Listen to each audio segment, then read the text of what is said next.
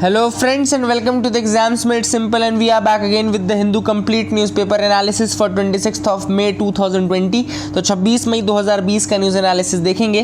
Before we start, those who want to join the TEMS portal or those who want to get our current affairs PDF or those who want to join our Telegram group, Instagram page, Facebook page etc.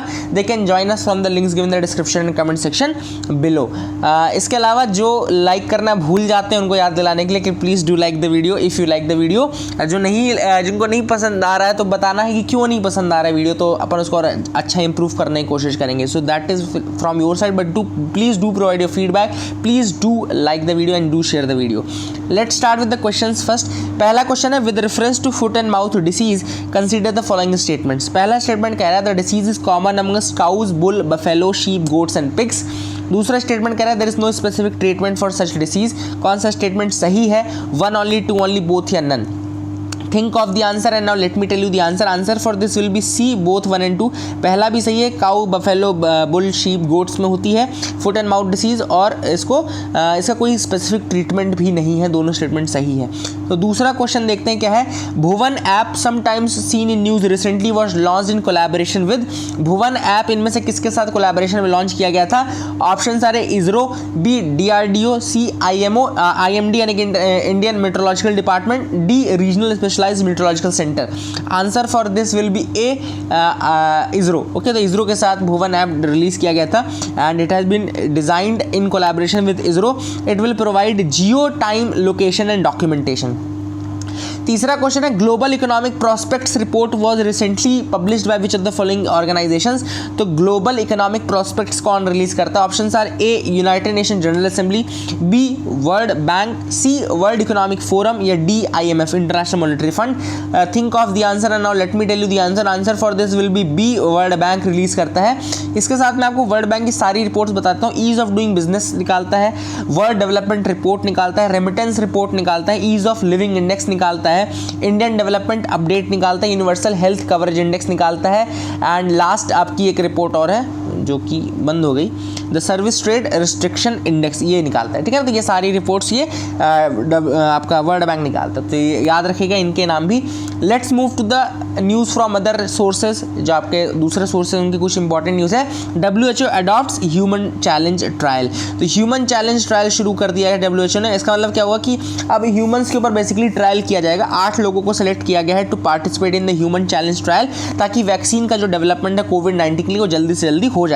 Vaccine जो है वो 3 phases में develop होती है. जो तीसरा phase है उसमें 2 अलग अलग ग्रुप बनाया जाता है. जैसे 8 लोग हैं ना, तो 4 का ग्रुप बना देंगे. 4 को तो वैक्सीन दी जाएगी और 4 को प्लेसिबो दिया जाएगा. प्लेसिबो का मतलब क्या होता है कि वैक्सीन नहीं दी जाती, एक्चुअल दवाई नहीं दी जाती, बस उसको उसका मतलब बढ़ा चढ़ा के बोला जाता है. उनको सिर्फ प्लेसिबो दिया जाता है. प्लेसिबो इफेक्ट पड़ा है ना आपने, कि किसी को बोलना कि ये दवाई मैंने खास आपके लिए अमेरिका से बनवाई है, जबकि साला हो सकता है कि वो दवाई भी ना हो, वो कोई बंटा हो या इस तरह की कोई चॉकलेट टाइप की कोई चीज़ हो, लेकिन वो भी आदमी को ठीक कर देती है कभी कभी. ये तो प्लेसिबो इफेक्ट होता है. डॉक्टर प्लेसिबो थे, उन्होंने ये चीज़ बनाई थी. ठीक है ना. तो ये अपन ने देख लिया. सॉरी, ये तो पहली न्यूज़ थी, WHO अडॉप्ट्स ह्यूमन ट्रायल. दूसरी है Mizoram provides industrial status to sports. Mizoram state है जिसने कि स्पोर्ट्स को इंडस्ट्रियल स्टेटस दे दिया है. एक तरीके से स्पोर्ट्स इंडस्ट्री का स्टेटस उन्होंने दे दिया. तीसरा न्यूज़ है एंटार्क्टिका इम्पल्सिव ट्रांजिएंट एंटीना, जिसको एनशिया बोलते हैं. एंटार्क्टिका इम्पल्सिव ट्रांजिएंट एंटीना, इसने फाइंड किया एक हाई एनर्जी पार्टिकल को फ्रॉम आइस. ओके, आइस से एक हाई एनर्जी पार्टिकल को खोज निकाला है एनशिया ने. ठीक है ना. तो इसको याद रखिएगा. एनशिया क्या होता है आपका? Antarctic impulsive transient antenna. अब एनशिया है क्या? It's a high energy cosmic neutrino that detects radio pulses. Okay, तो एक हाई एनर्जी कॉस्मिक न्यूट्रिनो होता है एनशिया, जो कि डिटेक्ट करता है आपका रेडियो पल्सेस को from being emitted from the Antarctica ice sheet. तो एंटार्क्टिका आइस शीट से अगर कोई रेडियो इम्पल्स निकल रही है तो उसको एनशिया पकड़ लेगा. Okay, now let's move to the map of the day. आज बहुत अच्छा मैप है आज का भी. तो आज का जो मैप है वो है coral reef sites of India. Coral reef की जो साइट्स है इंडिया में वो हम देख लेते हैं. सबसे इंपॉर्टेंट जो कोरल रीफ की साइट्स है वो है आपका गल्फ ऑफ कच्छ रीजन. तो गल्फ ऑफ कच्छ आपको ये दिख रहा होगा. गल्फ ऑफ कच्छ में ये छोटा सा जो रीजन है ये आपका जो बेसिकली है वो आपका ये क्या बता रहे थे अपन, कोरल रीफ वाला रीजन है।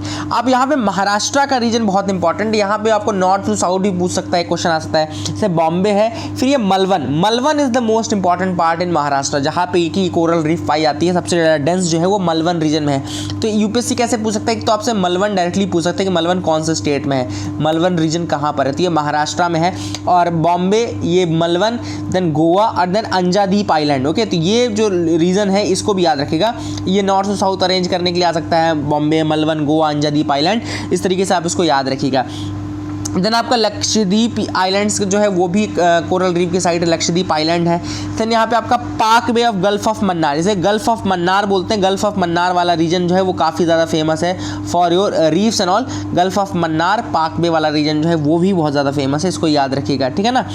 एंड यहाँ पे फिर लास्ट जो है वो अंडमान एंड निकोबार आइलैंड्स वाला रीजन है। Andaman and Nicobar islands already है, तो कोरल रीफ के जो साइड्स हैं वो यही है, अंडमान एंड निकोबार आइलैंड्स हो गए, गल्फ ऑफ मन्नार हो गया, पाक बे वाला रीजन हो गया, लक्षद्वीप आइलैंड्स हो गया, देन आपका बॉम्बे, मलवन, गोवा, अंजादीप आइलैंड ये वाला रीजन हो गया, देन गल्फ ऑफ कच्छ वाला रीजन हो गया, याद रखिएगा। यहाँ वाला पोर्शन पे थोड़ा ध्यान दीजिएगा कि मलवन, गोवा, अंजादीप आइलैंड का नॉर्थ टू साउथ लोकेशन भी याद रखिए, किसी भी तरीके से क्वेश्चन तो आ सकता है ना, तो अपन को तैयार रहना है हर तरीके से।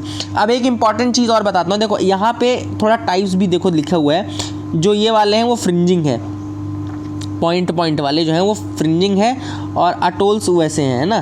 तो फ्रिंजिंग अगर देखो अपन के, तो ये वाले तो गल्फ ऑफ कच्छ वाला जैसे रीजन जो है वो फ्रिंजिंग दिख रहा है अपना, है ना, ये फ्रिंजिंग वाला रीजन दिख रहा है। तो मेन इंडिया में जो है फ्रिंजिंग का ही ज़्यादा है, इंडिया में आपको फ्रिंजिंग रीफ का ही ज़्यादा मिलेगा, है ना, ज़्यादा आपको फ्रिंजिंग रीफ का ही मिलेगा। और अटोल्स आपको इधर लक्षद्वीप आइलैंड्स में आपको अटोल्स मिलेंगे, लक्षद्वीप वाला रीजन जो है वहाँ पे अटोल्स आपको देखने को मिलेंगे, तो ये भी याद रखिएगा।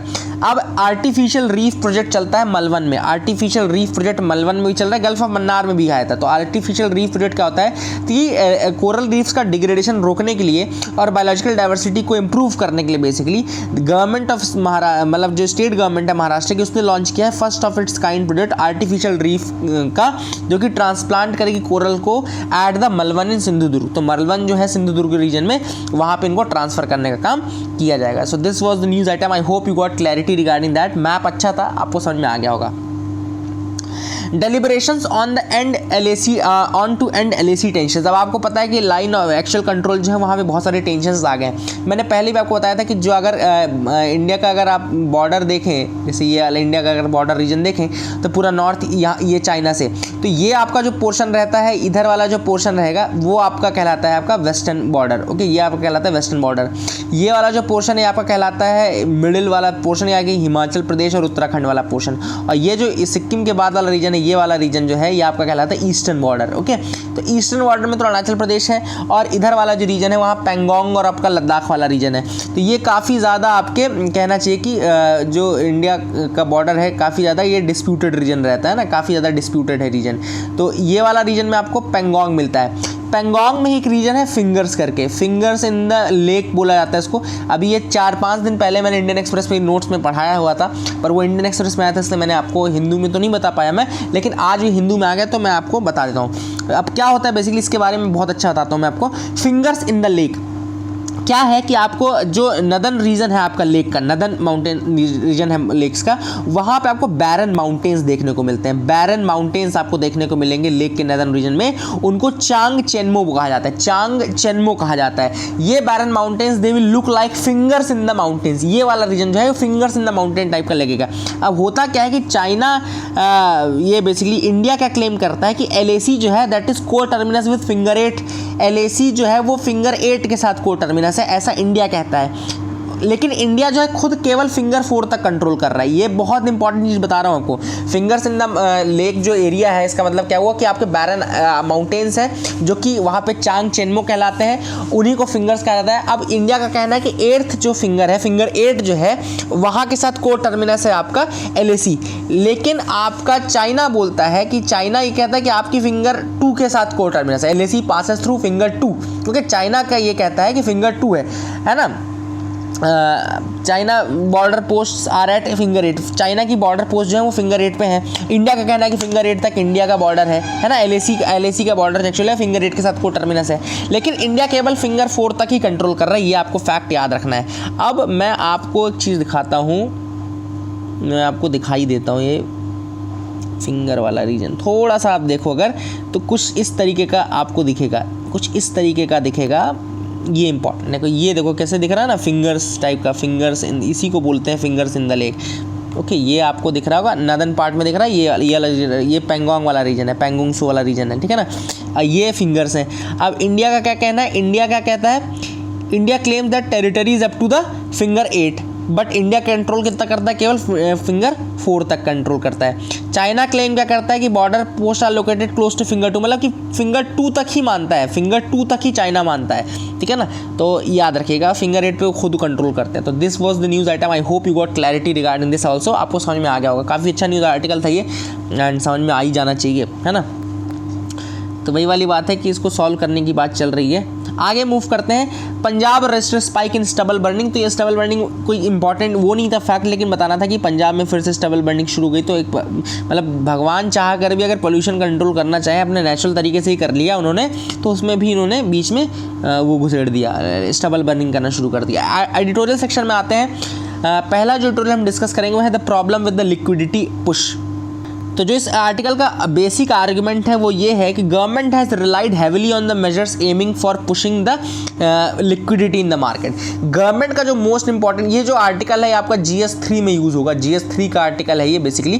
तो आपको बताता हूँ कि किस तरह से इकोनॉमी को बेनिफिट करने के लिए ऑथर ने आर्टिकल लिखा है। अब ऑथर का ये कहना है कि गवर्नमेंट का जो मेजर पुश था, पूरे जो रिफॉर्म्स हमने देखे, वो ये था कि बैंक्स को क्रेडिट मिल जाए, बैंक्स NBFCs को पैसा दे दें, बैंक्स बिजनेसेस को पैसा दे दें, ताकि क्रेडिट की जो लिक्विडिटी है वो मेंटेन रहे, जो मतलब पैसे जो लिक्विडिटी है वो मेंटेन रहे मार्केट में।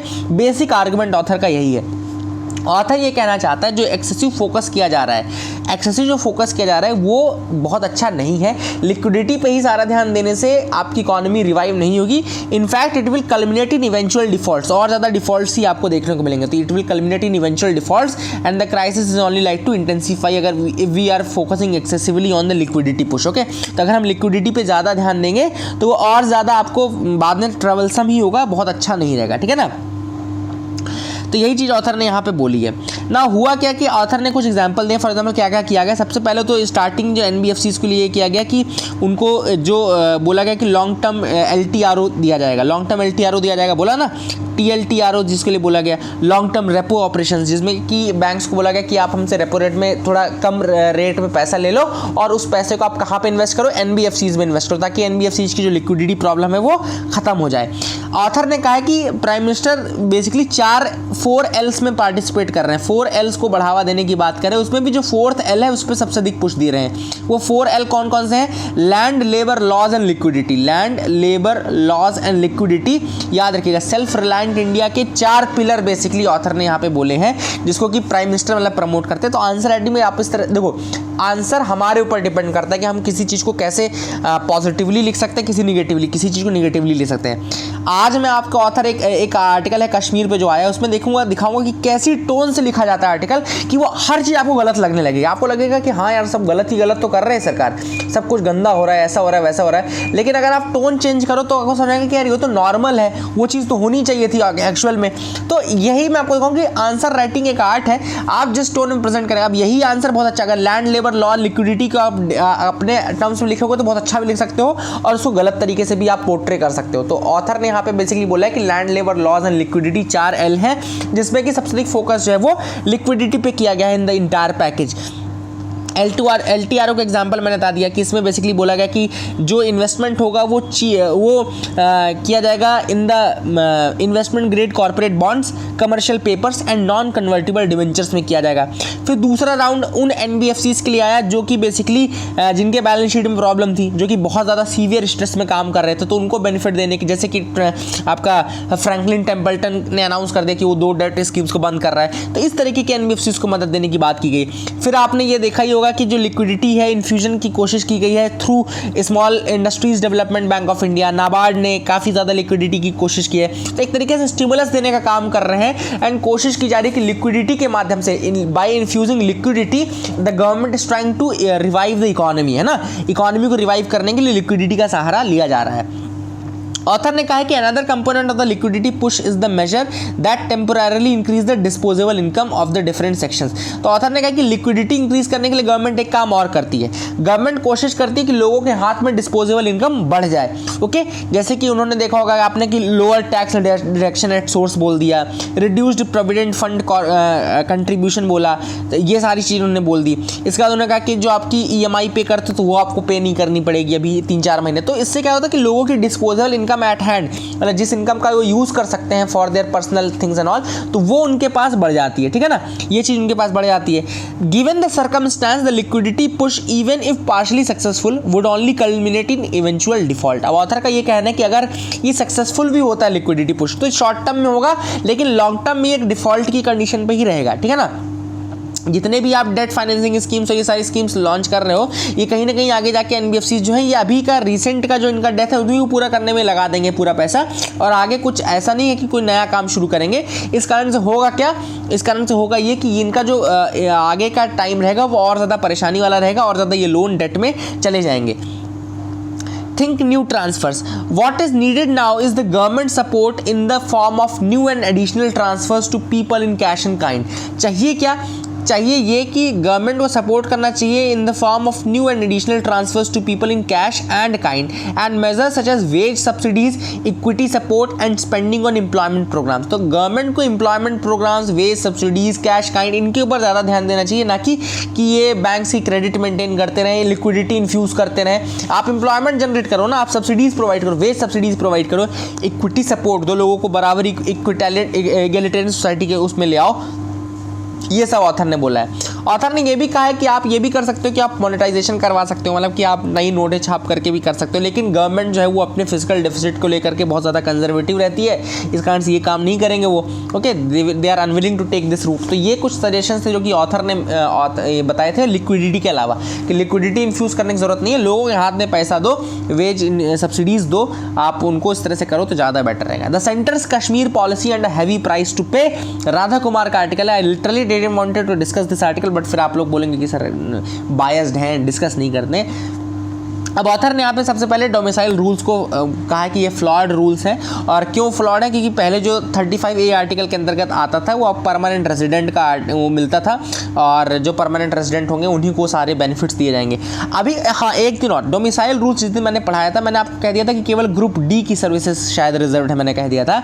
तो याद रखिएगा, डोमिसाइल्स के लिए सारी की सारी पोस्ट डोमिसाइल्स के लिए रहेंगी। ओके, सारी की सारी पोस्ट डोमिसाइल्स के लिए रहेंगी, ना केवल ग्रुप D की। तो याद रखिएगा, ये थोड़ा उस दिन अपन बताने में गलती कर गए थे, तो इसको अपन करेक्ट कर देते हैं कि सारी की सारी पोस्ट है for any post, not just group D post but for any post. Actually वो मिनिस्ट्री ऑफ होम अफेयर्स ने पहले केवल ग्रुप D के लिए किया था, लेकिन बाद में उसको नोटिफिकेशन के माध्यम से चेंज भी कर दिया था, तो अपन ने चेंज वाली चीज़ नहीं बताई थी। अब याद रखना उसको, for any post, that domicile rule is for any post and not just for group D post, for any post. ठीक है ना। अब यहाँ पे आर्टिकल 35A की बात चल रही थी, वहाँ परमानेंट रेजिडेंट डिफाइंड थे, लेकिन अब जो नए डोमिसाइल रूल्स हैं उनके अंतर्गत क्या क्या कंडीशन है, anyone who has lived for 15 years या anyone who has studied for 7 years, तो उसको डोमिसाइल दे दिया जाएगा। Anyone who is working there, जो कि वहाँ पे एम्प्लॉय है यूनियन गवर्नमेंट का एंड ऑल, जिसने 10 साल से ज़्यादा काम किया है, तो उसके बच्चों को भी दिया जाएगा। तो ऑथर का ये कहना है कि जो PSU एडमिनिस्ट्रेटिव सर्विसेज इन सब के बच्चे हैं, इनको भी बेनिफिट दिया जाएगा। तो ऑथर ने कहा कि this is a clear favour not only for the union government officials but also to their children, smacks of insisting privileges that many state and union governments began to do away with the civil service salary. ठीक है, तो basically ये है, author ने यहाँ पे ये कहा कि ये क्लियर बायस दिखता है और यूनियन गवर्नमेंट के ऑफिशियल्स की तरफ ये एक बायस दिख रहा है। ये तो ये देखिए, ये सारी चीज़ें ज़बरदस्ती का क्रिटिसाइज़ करने वाली बात हो जाती है कि ज़बरदस्ती का क्रिटिसाइज़ आप कर रहे हो किसी को। कोई व्यक्ति अगर आप 10 साल से ज़्यादा सर्विस कर चुका है वहाँ पे, तो आप क्यों नहीं उसको डोमिसाइल दोगे। कोई व्यक्ति 7 साल से ज़्यादा वहाँ पर रह चुका है, तो क्यों, जब इंडिया की सिटीजनशिप में भाई ऐसा होता है कि 5 साल से ज़्यादा 7 साल से ज़्यादा लोग इंडिया की सिटीजनशिप ले सकते हो, तो क्या जम्मू कश्मीर कहीं अलग से तो नहीं है, तो वहाँ पर भी तो ले ही सकते हैं ना। तो वो चीज़ क्यों नहीं समझ रही है। ये अपोज करना बहुत आसान है, किसी भी चीज़ का क्रिटिसिज्म करना सबसे आसान पार्ट है। इनफैक्ट मैं आपको आगे की थोड़ा लैंग्वेज बताऊंगा, आपको अगर बुरा लगे तो I don't want to hurt anyone sentiment, मैंने कोई ऐसी बात कही भी नहीं है, ना मैं कभी ऐसी बात करता हूँ, बट आपको मैं टोन दिखाता हूँ कि कैसे किसी चीज़ को गलत तरीके से लिखा जा सकता है। ठीक है ना। अब यहाँ पे ऑथर ने बोला है कि बेसिकली हुआ ये है कि अभी ये केस जो है वो पेंडिंग है सुप्रीम कोर्ट में। तो ये एक आर्ग्यूमेंट ऑथर देते हैं कि जो आपका रीऑर्गेनाइजेशन एक्ट है अगस्त 2019 वाला, जिसमें कि उसको यूटी बनाया गया था, वो अभी सुप्रीम कोर्ट में पेंडिंग है। तो ऑथर ने कहा कि जब तक वो पेंडिंग था तब तक कोई लॉ पास नहीं करना चाहिए था। But now this is a flawed argument, क्योंकि अगर ठीक है कोई चीज़ पेंडिंग भी है तो गवर्नमेंट सुप्रीम कोर्ट ने उस पर स्टे तो नहीं लगाया है। अगर स्टे लगा देता तो फिर गवर्नमेंट गलत होती, लेकिन अगर स्टे नहीं लगाया तो लॉज तो पास करने ही पड़ेंगे, पॉलिसीज तो बनानी पड़ेंगी। ओके, तो वो वाली बात है। उसके बाद ऑथर ने बोला कि कुछ चीज़ें जैसे कि स्टेट पुलिस जो है वो अब डायरेक्ट यूनियन होम मिनिस्ट्री के अंदर आ गई है। बट आपको ये क्यों नहीं समझ में आ रहा है कि अब वो स्टेट पुलिस नहीं रह गया। अब जब यूटी बन गई है तो वो होम मिनिस्ट्री के अंदर ही आएगी ना। तो आप किसी चीज को गलत तरीके से रिप्रेजेंट क्यों कर रहे हो? आप सही चीज बोलो ना। Land was requisitioned for sale to industry, national tourist conglomerates, बड़े बड़े शब्दों का, काफ़ी हैवी शब्दों का यूज़ किया गया ना। एक जो स्टेटमेंट मुझे सबसे ज़्यादा जिसमें जहाँ पे मुझे लगता है कि वो सही नहीं है, एनालिसिस अगर अपन कर रहे हैं तो मैं आपको प्रॉपर चीज़ बता दूँ। देखो यहाँ पे कैसा लिखा गया है, power was concentrated in the hands of lieutenant governor and his advisers. Simple सी बात है, आप देखो कैसे लिख रहे हो, power was concentrated in the hands of lieutenant governor and his advisers. लग रहा है कि भाई क्या हो गया देखो अचानक। लेकिन आप सिंपल सी बात बताओ, अगर यूनियन टेरिटरी है तो यूनियन टेरिटरी का तो ऑल इंडिया एक ही फंडा चलता है ना कि president rules through his agents, जो कि लेफ्टिनेंट गवर्नर या एडमिनिस्ट्रेटर होते हैं। तो ये सिंपल सी चीज़ है ना, ये तो रूल है, लॉ है। ऐसा थोड़ी कि जम्मू कश्मीर के लिए कोई अलग से नियम बनाया, यूटी के ही तो नियम है, सारे फॉलो किए जा रहे हैं, है ना।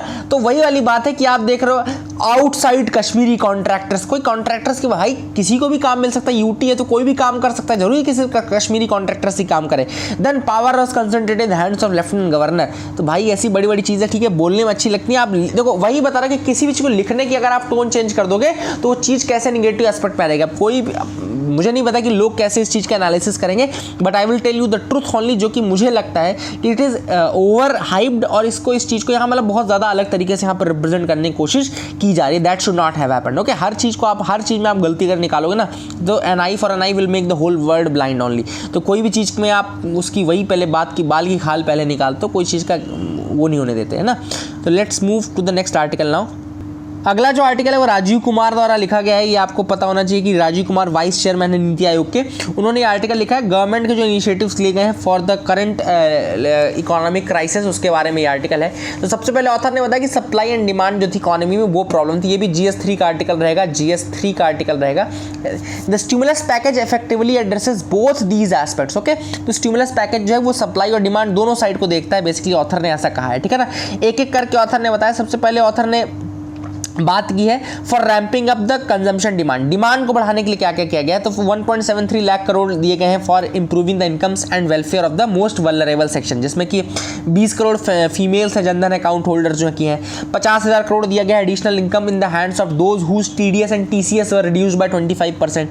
देन 40,000 करोड़ रुपए एडिशनल मनरेगा में दिया गया है। 30,000 करोड़ दिया गया है कंस्ट्रक्शन वर्कर्स के लिए। 17,800 करोड़ दिया गया है transfer to 12 crore farmers. 13,000 crore दिया गया है स्टेट्स को to finance the cost of running quarantine homes and shelters. 10,000 crore दिए गए हैं वेंडर्स के लिए, जो मैंने स्ट्रीट वेंडर्स के लिए लॉ निकाला था ना, उसमें 10,000 करोड़ मैंने नहीं निकाला था, मतलब गवर्नमेंट ने निकाला था, ठीक है। ये डिमांड साइड हो गया। तो इससे क्या होगा, लोगों के हाथ में जब इनकम बढ़ेगी तो डिमांड बढ़ेगी। सप्लाई साइड में गवर्नमेंट ने क्या किया, government response has been 4-fold, 4 चीजें गवर्नमेंट ने की है। To ensure the food security, सबसे पहले फूड सिक्योरिटी को इंप्रूव करने के लिए, ताकि जो फार्मर्स इनकम है वो इम्पेयर ना हो, ठीक है ना। तो गवर्नमेंट ने एग्रीकल्चरल रिफॉर्म्स डिफाइन किए, नाबार्ड को बोला पैसे देगा। तो और उन्होंने ये भी किया कि लॉकडाउन में भी जो उन्होंने हार्वेस्टिंग के लिए अच्छा काम किया, तो इससे क्या कि काफ़ी ज़्यादा रबी की भी जो अपनी फसल है वो अच्छी हो गई। दूसरा उन्होंने क्या किया, जो लिक्विडिटी क्रंच था उसको दूर करने के लिए बेसिकली उन्होंने बहुत सारे स्टेप्स लगाए। ओके, उसके लिए उन्होंने जैसे कि लोन मोनेटोरियम कर दिया, MSMEs को 3 लाख करोड़ रुपए दे दिए, है ना, कोलेट्रल फ्री वो भी। Then MSMEs could also avail new equity from 50,000 crore fund से इक्विटी और मिल सकती है MSMEs को, ये भी उन्होंने किया। ओके, तो ये चीज़ ये भी अलग से था। देन उसके बाद उन्होंने 90,000 करोड़ का क्रेडिट पैकेज दिया फॉर स्टेट इलेक्ट्रिसिटी यूटिलिटीज़ को भी दिया, पावर डिस्कॉम्स जो थे उनको भी दिया पैसा, ताकि वो भी अपने लोन्स को ड्यूज ऑफ कर दे, और उसके बाद वो भी जो सप्लाई साइड में ये इलेक्ट्रिसिटी का कंस्ट्रेंट है वो भी ना रहे, ठीक है ना। हायर सेल्फ रिलायंस, एक और जो लिक्विडिटी जो ये पैकेज था उसमें एक जो चीज़ मेजर थी वो थी सेल्फ रिलायंस पे फोकस। सेल्फ रिलायंस पर अगर हम फोकस देखें तो बहुत ज़्यादा किया गया है। फॉर एग्जांपल चाहे वो फार्मर्स का ही हो, फार्मर्स को उन्होंने 1955 के एसेंशियल कमोडिटीज़ एक्ट, जिसमें कि मतलब प्राइसेस जो थी वो मार्केट फोर्सेस पर डिपेंडेंट नहीं थी, रादर देन वो फिक्स रेगुलेटेड प्राइस पे काम करते थे, तो वो उन्होंने हटा दिया। दूसरा, प्राइवेट बिजनेसेस को और ज़्यादा एंट्री दी गई है। देन आपका जो जो आपका डिफेंस है उसमें बहुत ज़्यादा सेल्फ रिलायंस की बात की गई है। उसमें एक प्रॉपरली ये बोला गया कि एक निगेटिव लिस्ट बनाई जाएगी, जिसमें कि जो आइटम्स आप बिल्कुल कहीं से इंपोर्ट नहीं कर सकते, ऐसा कुछ किया जाएगा।